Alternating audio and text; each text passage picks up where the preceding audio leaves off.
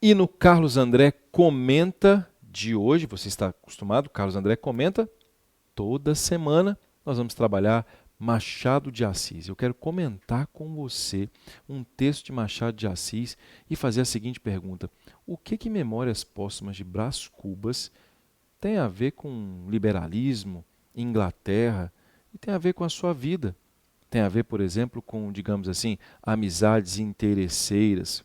Qual é a sua percepção? Bem, antes de começar, já peço a você o seguinte: inscreva-se no canal da Língua Portuguesa, inscreva-se no Instituto Carlos André. E mais, mande aos seus amigos também, peça a eles que venham conhecer aqui o nosso canal, faça comentários aqui, se você gostou, se você não gostou, pode fazer os comentários, se tiver pergunta eu vou responder, fique atento sempre ao sininho, você sabe disso, toda semana, todo dia, vídeo aqui no Carlos André, no canal da Língua Portuguesa. Bem, nós vamos hoje falar sobre o bruxo do Cosme Velho, grande Machado de Assis, Joaquim Maria Machado de Assis, e nós vamos comentar um trecho belíssimo chamado Óbito do Autor, que é de Memórias Póstumas de Brás Cubas. Para quem não sabe, vou falar aqui muito rapidamente, de maneira muito objetiva, mas tentar ser o mais profundo possível para você ficar apaixonado, não só pela sua língua, mas pelo grande Joaquim Maria Machado de Assis, que é, sem dúvida qualquer, um dos mais célebres brasileiros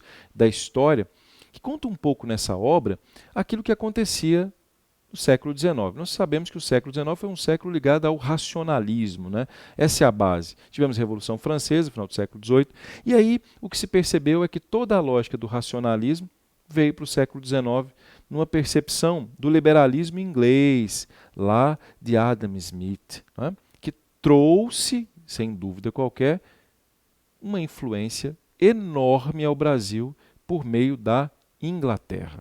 Vamos lembrar, bloqueio continental no século XIX, Napoleão invade Portugal, invade a Espanha e o rei de Portugal vem ao Brasil.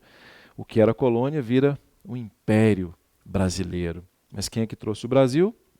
Os ingleses, o auxílio dos ingleses. E aí encontrou uma cultura um pouquinho diferente, uma cultura muito ligada ao aspecto monárquico, aristocrático, né?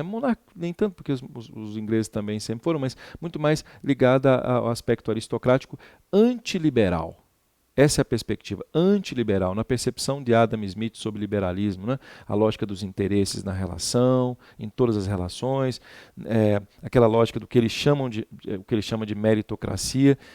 E aí, na corte brasileira, começou-se a perceber uma certa, digamos assim, diferença de comportamento, né? O dinheiro, a lógica do dinheiro, o capital, e não só o aspecto aristocrático, mas o capital passou a ter uma importância muito grande na vida das pessoas, né? E aí as pessoas encontraram aqui, esse capital, um terreno fértil, não é?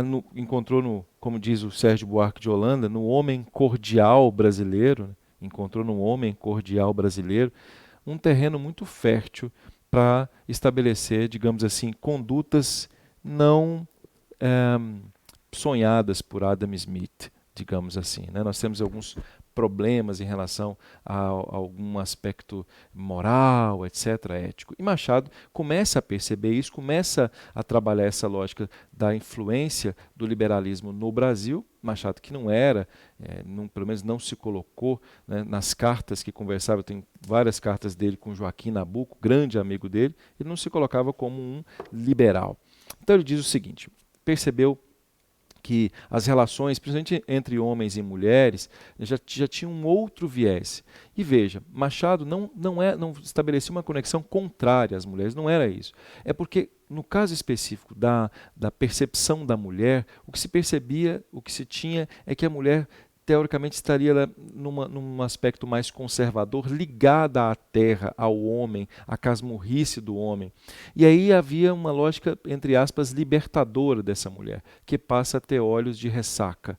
Note como é interessante, que passa a gerar quase que, na percepção de Sigmund Bauman, maior fluidez, maior liquidez, já não se percebia mais aquele aspecto de certeza, não havia mais as certezas.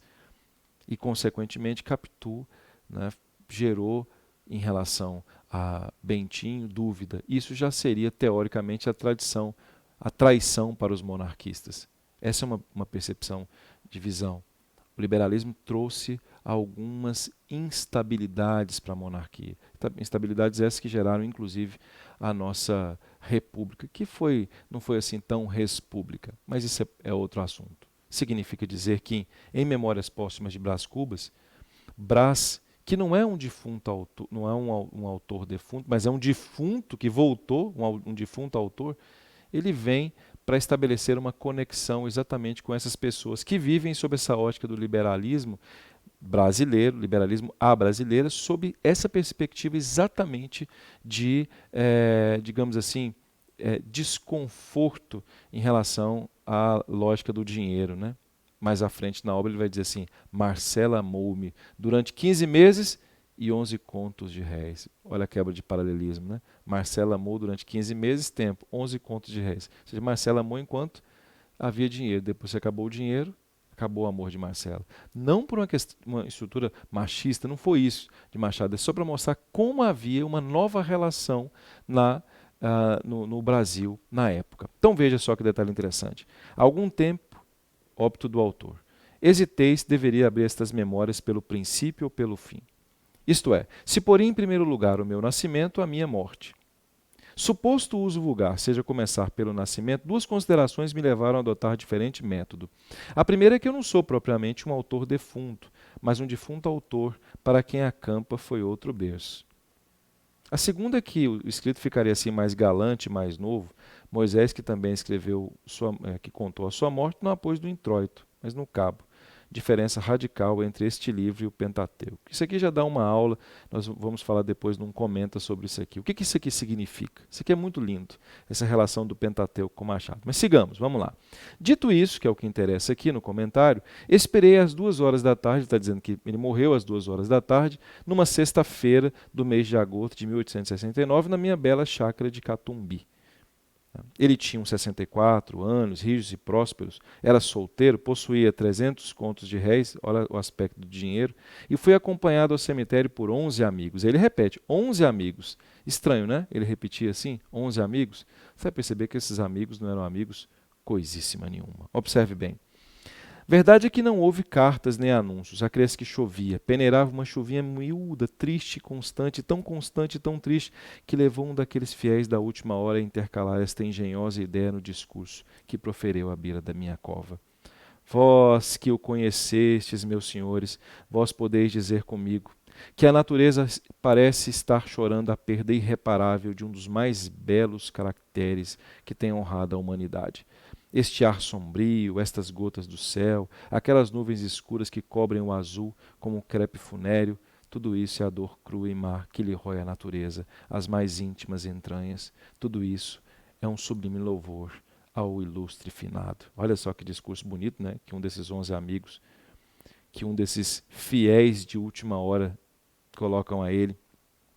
Aí ele volta o narrador e fala assim: bom e fiel amigo, não me arrependo das 20 apólices que lhe deixei. E aí depois ele vai para Hamlet para dialogar sobre isso. É um intertexto maravilhoso. É claro que esse sujeito não era fiel, que não era bom coisíssima nenhuma, que só porque deixou dinheiro que foi fazer esse discurso belíssimo, porque não houve nem cartas e nem anúncios, só houve esses amigos para quem ele deixou dinheiro.